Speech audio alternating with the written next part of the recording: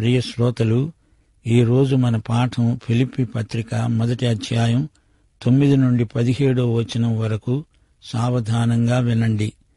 మీరు శ్రేష్టమైన కార్యములను వివేచింపగలవారవడానికి మీ ప్రేమ తెలివితో సకల విధములైన అనుభవ జ్ఞానముతో కూడినదై అంతకంతకు అభివృద్ధి పొందాలని, ఇందువలన దేవునికి మహిమ స్తోత్రము కలుగునట్లు మీరు యేసుక్రీస్తు వలననైన నీతి ఫలములతో నిండుకొన్నవారై క్రీస్తు దినము వరకు నిష్కపటులు నిర్దోషులు అవ్వాలని ప్రార్థిస్తున్నాను. సహోదరులారా, నాకు సంభవించినవి సువార్త మరి ఎక్కువగా ప్రబలమవటానికే సమకూడి జరిగాయని మీరు తెలుసుకొనగోరుతున్నాను. ఎలాగనగా నా బంధకాలు క్రీస్తు నిమిత్తమే కలిగినవి అని ప్రేతోర్యము అనే సేనలోని వారికందరికీ తక్కిన వారికందరికీ స్పష్టమైంది. సహోదరులైన వారిలో ఎక్కువ మంది నా బంధకముల మూలముగా ప్రభువునందు స్థిర విశ్వాసము గలవారై నిర్భయముగా దేవుని వాక్యము బోధించటానికి విశేష ధైర్యము తెచ్చుకున్నారు. కొందరు అసూయ చేత, కలహబుద్ధి చేత, మరికొందరు మంచి బుద్ధి చేత క్రీస్తును ప్రకటిస్తున్నారు. వారైతే నా బంధకములతో కూడా నాకు శ్రమను తోడు చేయాలని తలంచుకొని శుద్ధ మనస్సుతో కాక కక్షతో క్రీస్తును ప్రకటిస్తున్నారు. వీరైతే నేను సువార్త పక్షమున వాదించటానికి నియమింపబడి ఉన్నానని ఎరిగి ప్రేమతో ప్రకటిస్తున్నారు. గత పాఠంలో మనం నేర్చుకున్న సత్యం మరోసారి మననం చేసుకుందాము. మనలో ఈ సత్కార్యమును ఆరంభించినవాడు యేసుక్రీస్తు దినము వరకు దానిని కొనసాగిస్తాడని రూఢిగా నమ్ముతున్నాను. ఇప్పుడు మనం ఉన్న దినము క్రీస్తు రోజే. ఈ దినము అంతము వరకు ఆయన మనలో ఆరంభించిన ఈ సత్కార్యాన్ని ఆయనే కొనసాగిస్తాడు. మనం కొయినోనియా సహవాసం అనుభవిస్తున్నాము. ఈ కృపలో మనమందరము పాలివారిమి. 1 సమూయేలు 25వ అధ్యాయం 29వ వచనంలో అబీగయీలు దావీదుతో అన్నది, ఏలినవాడవైన నీ ప్రాణము నీ దేవుడైన యెహోవా వద్ద ఉన్న జీవపు మూటతో కట్టబడుతుంది. పౌలు కూడా అదే మాట అంటున్నాడు. సువార్త సహవాసంలో మనమంతా ఒకే మూటలో కట్టబడి ఉన్నాము. సువార్త ప్రకటనలో ఇది కొయినోనియా అనుభవం, క్రీస్తు యేసు యొక్క దయారసం. దయారసం అంటే అంతఃకరణ, పేగుల్లో నుంచి పెల్లుబికి వచ్చే అంతఃకరణ. సున్నితమైన ప్రేమ దయారసం యేసులో నుండి వచ్చింది. ఈ ప్రేమ సంబంధం మానసికం కాదు, పేగుల్లో నుంచి వచ్చిన అంతఃకరణ. మీ ప్రేమ అభివృద్ధి చెందాలి, స్నేహితులను ప్రేమించాలి అన్నాడు యేసు. ఆ రోజుల్లో మతాధికారుల మనస్తత్వం ఎలాంటిదో ప్రభువుకు బాగా తెలుసు. యోహాను సువార్త 8వ అధ్యాయం 44వ వచనం మతనాయకులను ఉద్దేశించి ప్రభువు అన్నమాట, మీరు మీ తండ్రి అయిన అపవాది సంబంధులు, మీ తండ్రి దురాశలు నెరవేర్చగోరుతున్నారు. మత్తయి సువార్త 23వ అధ్యాయం 33వ వచనం, సర్పములారా, సర్ప సంతానమా, నరకశిక్షను మీరేలాగు తప్పించుకుంటారు? ఆ మతనాయకుల తండ్రి సైతాను, వారి తల్లి సర్పం. ఇది వారు గుర్తించాల్సిన నగ్న సత్యం. మీ ప్రేమ తెలివితో అనుభవ జ్ఞానముతో కూడినది అయి ఉండాలి. మీ ప్రేమ అంతకంతకు అభివృద్ధి చెందాలి. అనుభవ జ్ఞానం పలు విధాలు, అన్నిట్లో ప్రేమపూర్వకమైన అభివృద్ధి రావాలి. క్రీస్తునందు విశ్వాసులందరినీ మనం ప్రేమించాలి. కొందరిని ప్రేమించాలి అనిపించదు, అయినా వారిని ప్రేమించి తీరాలి. ఇది ప్రభువు వారి ఆజ్ఞ. తెలివితో అనుభవ జ్ఞానముతో వివేకవంతమైన ప్రేమ మనకుండాలి. ప్రేమించడమంటే ఏమిటో అనుభవం మీద గాని తెలియదు. యేసు నిన్ను ప్రేమించాడు. అనుభవ జ్ఞానంలో నీవు ఇతరులను ప్రేమించాలి. ఈ విషయంలో పరిశుద్ధాత్మే మనకు సాయం చెయ్యాలి, మనల్ని నడిపించాలి. ఈ విషయంలో సైతాను నిన్ను మోసం చేయవచ్చు. గుడ్డిగా ప్రేమించమని కాదు, తెలివి కలిగి ప్రేమించాలి. ఈ విధంగా దేవునికి మహిమ కలుగుతుంది. దేవునికి స్తోత్రం. మనలో నీతి ఫలాలు నిండి ఉండాలి. నీతి ఫలాలు యేసుక్రీస్తువి. ఆయన వల్లనే మనం ఫలిస్తాము. నీతి ఫలాలు యేసుక్రీస్తుకు మనము చెందిన వారిమి అని రుజువు చేస్తాయి. మనము నిష్కపటులము, నిర్దోషులమై జీవించాలి. నీతి ఫలాలు అంటే పరిశుద్ధాత్మ ఫలాలే. గలతీ పత్రిక 5వ అధ్యాయం 22-23 వచనాలు పరిశుద్ధాత్మ పంట. విశ్వాసులు ఫలిస్తారు. ఆత్మ ఫలమేమనగా ప్రేమ, ఇంకా ఈ ప్రేమతో కూడిన 8 ఫలాలు: సంతోషము, సమాధానము, దీర్ఘశాంతము, దయాళుత్వము, మంచితనము, విశ్వాసము, సాత్వికము, ఆశానిగ్రహము. శ్రేష్టమైన కార్యమును వివేచించగలిగిన వారే దేవుని చిత్తమును గుర్తించగలరు. క్రీస్తు దినము వరకు మనము నిష్కపటులము, నిర్దోషులము అయి ఉండాలి. యథార్థత, నిజాయితీ కలిగి బ్రతకాలి. తప్పులను కప్పిపుచ్చుకునే ప్రయత్నం చేయకూడదు. ఏదైనా వస్తువు పగిలిపోతే ఆ పగులును మైనంతో పూడ్చివేసి ఆ వస్తువును అమ్మితే దాన్ని కొన్నవానికి ఎంత నష్టం! ఇచ్చకపు మాటలాడి అవతలి వ్యక్తిని వెన్నుపోటు పొడిచేవారున్నారు. మనం నిర్దోషులమై కల్లా కపటము లేకుండా బ్రతకాలి. ఎవరికీ అభ్యంతరం కలిగించకుండా ఉండాలి. అయితే పాపితో రాజీ పడమని కాదు, వాక్యాన్ని నమ్మకంగా ఉన్నది ఉన్నట్లు బోధించే వారి కోసమై మనమెంతో ప్రార్థించాలి. దైవ సేవకులు కావాలని ఎవరికీ అభ్యంతరం కలిగించరు. కాని దేవుని వాక్యం వారికి అభ్యంతరమైతే దానికి మనమేమీ చేయలేము. యేసుక్రీస్తు వస్తాడు. ఆయన రాకడ సమయంలో మనము నిష్కపటులమై కనిపించాలి. పౌలు చెరసాలలో ఉన్నాడని ఫిలిప్పి సంఘస్థులు విన్నప్పుడు ఒక దైవ సేవకుని ద్వారా వారు పౌలుకు కబురు పంపారు. ఆ దైవ సేవకుని పేరు ఎపఫ్రొదితు. వారు పంపిన ఉత్తరంలో పౌలు పట్ల ఎంతో సానుభూతిని వ్యక్తం చేశారు. సహోదరుడా పౌలు, నీవిప్పుడు చెరసాలలో ఎంతో బాధపడుతున్నావు. నీ గురించి మాకు ఎంతో చింత. ఈ చెరసాల నిర్బంధం నీ సువార్త సేవకు ఎంతో ఆటంకం, అంతరాయం. దానికి పౌలేమన్నాడు, అలా అనుకోకండి. సువార్త ఎన్నో చోట్ల ప్రకటించబడుతోంది. నాకు సంభవించినవి సువార్త ప్రకటనకు దోహదపడ్డాయి. సువార్త మరీ ప్రబలమైంది. ప్రేతోర్యమనే సేన ఉంది. వారు రాజుగారి కోటలో ఉంటారు. రాజభవనాన్ని ప్రేతోర్యము అంటారు. అపొస్తల కార్యములు 28వ అధ్యాయం 16వ వచనం. రోమాకు వచ్చినప్పుడు పౌలు తనకు కావలి ఉన్న సైనికులతో కూడా ప్రత్యేకంగా ఉండడానికి సెలవు పొందాడు. ప్రేతోర్యము సైనికుడి చేతికి పౌలును సంకెళ్లతో బంధించారు. ప్రేతోర్యములో ఉన్న వారిలో అనేక మంది కైసరు ఇంటివారే. ప్రేతోర్యము అనే మాటకు భయపడకండి. అదేమి ప్రేతము కాదు, భూతము కాదు. అపొస్తల కార్యములు 9వ అధ్యాయం 15వ వచనంలో ప్రభువు సాక్షాత్కరించి పౌలును గురించి అన్నాడు, నీవు వెళ్ళు, అన్యజనుల ఎదుట, రాజుల ఎదుట, ఇశ్రాయేలీయుల ఎదుట నా నామము భరించడానికి ఇతడు నేను ఏర్పరచుకున్న సాధనమై ఉన్నాడు. అంతవరకు పౌలు ఎవరికి సువార్త ప్రకటించాడు? రోమా ప్రభుత్వంలో సాధారణ ప్రజలకు, సంత వీధుల్లోని సామాన్య పౌరులకు సువార్త అందించాడు. ఇప్పుడు రాజగృహానికి చెందిన వారు తనతో ఉన్నారు. సంకెళ్లలో ఉండి కూడా వారికి పౌలు సువార్త ప్రకటించాడు. 4 గంటలకొకసారి సైనికుడు మారతాడు, మరొకడు వస్తాడు. పౌలును సైనికుణ్ణి కలిపి సంకెళ్లు వారిని బంధించినా సువార్తను ఎవరూ బంధించలేరు.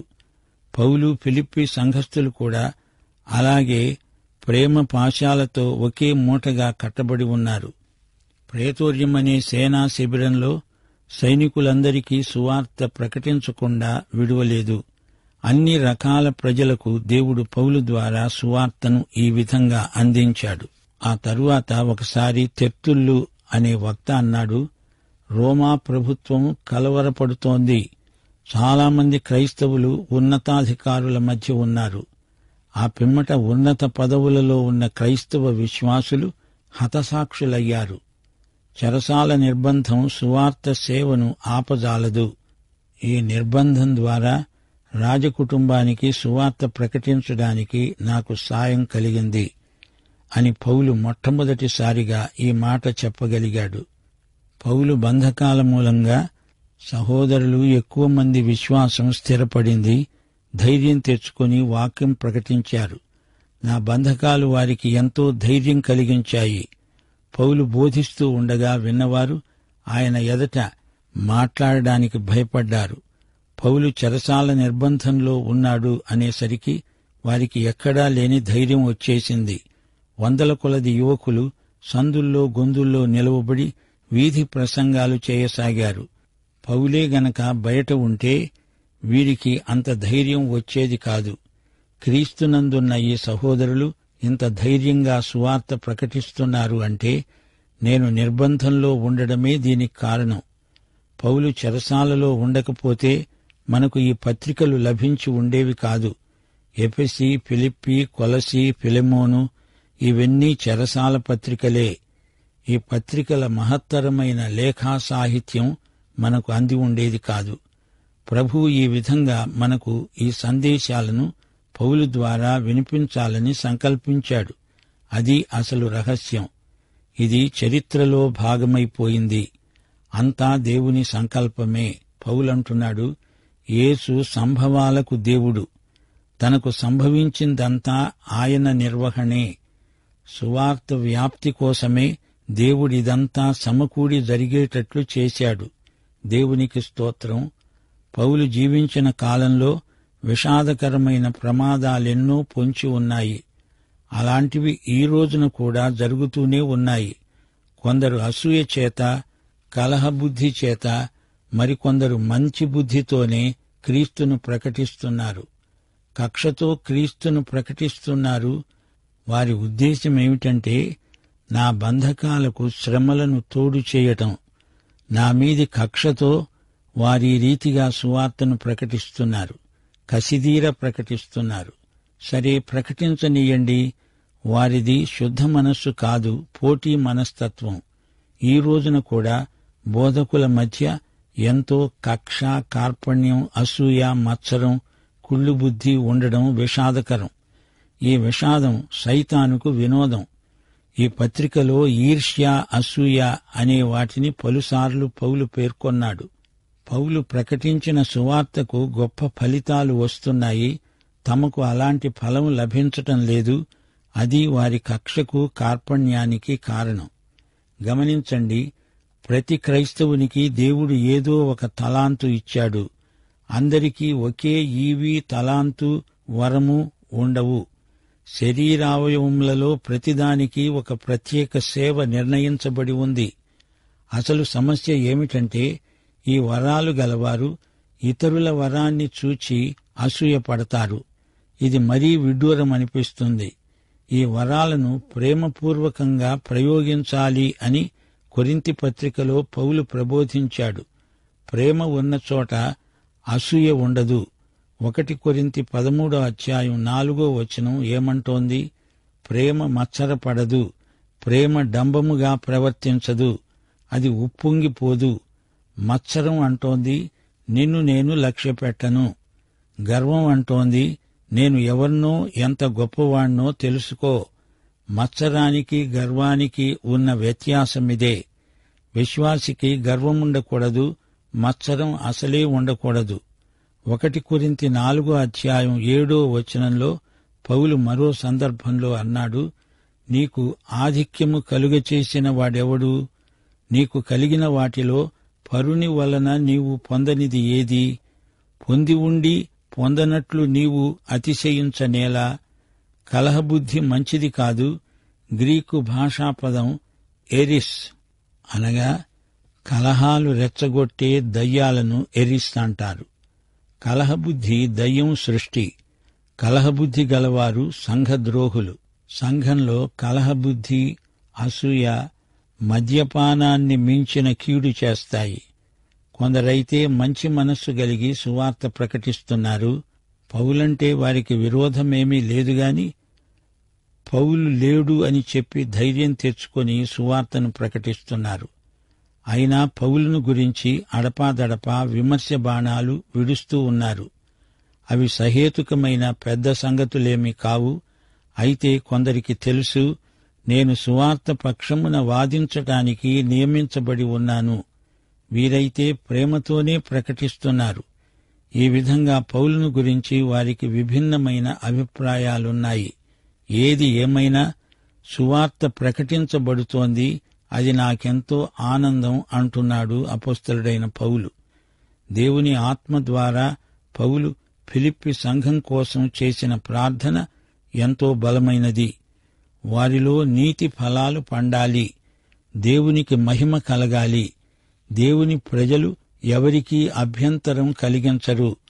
మనసు విప్పి ఆప్యాయంగా అందరితో మాట్లాడతారు.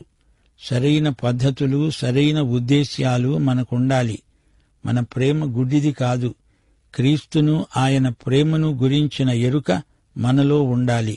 యేసు తన సంభవాలన్నిటికీ కర్త అని పౌలు అంటున్నాడు. పౌలుకు ఎలాంటి అనుభవాలున్నాయి? ఆయన్ను బంధించి ఖైదులో వేశారు. ఇది పౌలుకు నిరుత్సాహం కలిగించలేదు. పౌలేమీ సణగలేదు, గొణగలేదు. రోమాపత్రిక 8వ అధ్యాయం 28వ వచనంలో పౌలే ఏమన్నాడు? దేవుణ్ణి ప్రేమించే వారికి, అనగా ఆయన సంకల్పము చొప్పున పిలువబడిన వారికి సమస్తము వారి మేలుకే సమకూడి జరుగుతుంది. తన చెరసాల అనుభవం సువార్త వ్యాప్తికి ఆటంకం కాదు, దోహదం. విపత్తులు అనిపించినవి దీవెనలుగా మారతాయి. దేవుని చేతుల్లో సంఘటనలన్నీ మంచి ఉద్దేశ్యాలనే నెరవేరుస్తాయి. పౌలు నేరస్థుడు కాడు, ఏ చట్టాన్ని అతడు అతిక్రమించినవాడు కాడు. క్రీస్తు సువార్తను ప్రకటించినందుకే పౌలును జైల్లో వేశారు. పౌలు యేసు ఖైదీ, రోమా ఖైదీ కాదు. నీరో చక్రవర్తికి తాను ఖైదీ కాడు, తాను యేసుక్రీస్తు యొక్క ఖైదీ. ఈ మాటను పౌలు ఘంటాకంఠంతో చెబుతున్నాడు. తనకు కావలి ఉన్న సైనికులకు కూడా పౌలు క్రీస్తును గురించి సాక్ష్యం చెప్పాడు. తనను బందీగా ఉంచిన అధికారులకు, సైనికులకు సువార్త ప్రకటించాలంటే ఎంతో ధైర్యం కావాలి. పౌలు ఆదర్శాన్ని చూచి వారికి ధైర్యం కలిగింది. ఇది కూడా సువార్త వ్యాప్తికి ఎంతగానో దోహదపడింది. ఆ కాలంలో సువార్త ప్రకటించిన వారంతా మంచి ఉద్దేశ్యంతో ప్రకటించిన వారు కారు. కొందరికి పౌలు అధికారం గిట్టదు. పౌలంటే అసూయ. పౌలుకు తమను తాము పోటీగా ఊహించుకున్నారు. వారి మనస్తత్వం, దృక్పథం అంతా స్వార్థమే. ఈ రోజుల్లో కూడా అలాగే ఉంది. కొందరు ప్రసంగికులున్నారు. వీరు ప్రఖ్యాతిని గడించే ప్రయత్నంలో ఉంటారు. గొప్ప పేరు తెచ్చుకోవాలని తాపత్రయపడతారు. ఇతర ప్రసంగికులను తక్కువ చేసి మాట్లాడతారు. చేతనైతే వారిని చిక్కుల్లో ఇరికించాలని చూస్తారు. కొందరు మాత్రం యథార్థ మనస్సుతో క్రీస్తు పట్ల, ఆత్మల పట్ల ప్రేమతో క్రీస్తు సువార్తను ప్రకటించేవారు నేడు ఉన్నారు. పౌలు తానెవరికీ పోటీ అనుకోలేదు. క్రీస్తును, ఆయన శుభవార్తను అందరికీ అందించడమే పౌలు ధ్యేయం. పౌలంటే ఇష్టం లేనివారు, తనకు కష్టాలు కలుగజేసిన వారు, వారి ఉద్దేశ్యాలు చెడ్డవైనా సరే వారు క్రీస్తును ప్రకటిస్తూ ఉంటే పౌలు ఆనందించాడు. తనకు కాదు, క్రీస్తుకే ఘనత కలగాలని అతని ఆశయం. ప్రసంగికులందరికీ ఇదొక గొప్ప పాఠం. క్రీస్తును గురించి, ఆయన సువార్తను గురించి, సత్యాన్ని ప్రకటిస్తున్న వారి విషయం మాత్రమే పౌలు ప్రస్తావిస్తున్నాడు. అంటున్నాడు, నటనతోనో యథార్థంగానో అన్ని విధాలుగా క్రీస్తును ప్రకటించటం జరుగుతూ ఉంది. అందుకు నేను ఆనందిస్తున్నాను, ఇక ముందు కూడా ఆనందిస్తాను. శ్రోతలు గుర్తుంచుకోండి, 12 నుండి 18 వచనం వరకు పౌలు యొక్క స్థితిగతులు పేర్కొనబడ్డాయి. పౌలు రోమా ఖైదీ కాడు, తాను యేసుక్రీస్తు యొక్క ఖైదీ. క్రీస్తునందు ప్రేమ సంకెళ్లతో బంధింపబడి ఉన్నాడు. రోమాపత్రిక 8వ అధ్యాయం 28వ వచనం పౌలు యొక్క జీవితాదర్శం, దర్శనం. ఈ సత్యాన్ని పౌలు స్వయంగా జీవిస్తున్నాడు.